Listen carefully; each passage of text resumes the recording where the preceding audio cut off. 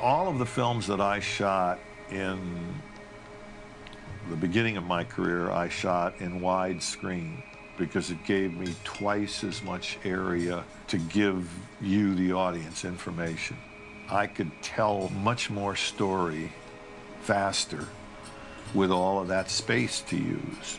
I didn't have to isolate people. I could have them in groups. It's a great form for two people. It makes for two shots in the best possible way. But when television started buying films for a lot of money and panning and scanning them, I quit. And I went to a square format.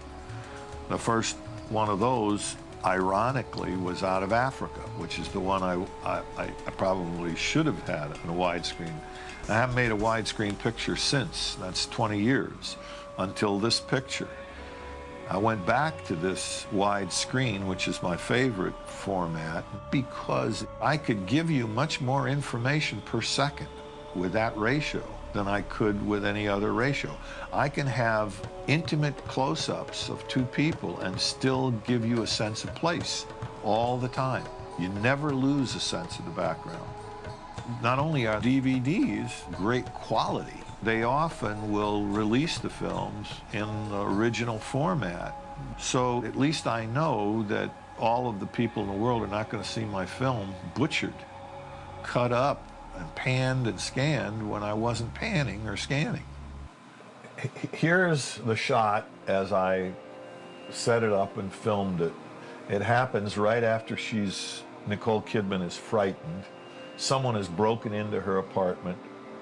There are 3 pieces of information you're getting here that help you know where you are. A man is replacing the lock, obviously, that was broken in on. There's an opening here, and you're going to see Sean Penn come through that opening. But there's a policeman here. Now look what happens if we pan and scan this. There's nothing wrong with that as an image, but it's not the image that I, as a filmmaker, wanted you to see.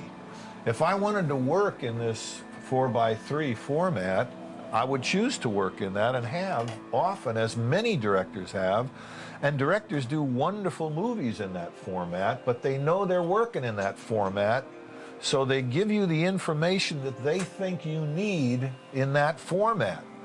But, you know, if I packaged toothpaste and told you were going to get half the toothpaste in the tube, you probably wouldn't buy it. And yet people continually, because this has a black line at the top and a black line at the bottom, think they're getting something better with this because there's no black line at the top and no black line at the bottom. But in fact, they're getting 50%, literally 50% of the information, as you can see for yourself. There's half an image there. From here to here. No prints on the door. Negative. I still see everything. That's the panned and scanned version. Look how much less I see. There's a crime scene that I want you to see. I want you to see an open window. I want you to see a forensic guy in the background. But look what I see here. The difference is that I'm making a plea for my colleagues and myself who spend a lot of time trying to figure out how to tell you the story in the best possible way visually.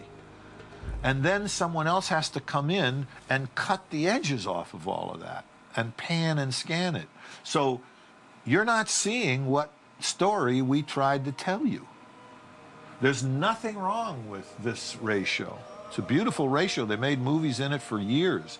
They made Casablanca in it. They made Citizen Kane in it. It's wonderful.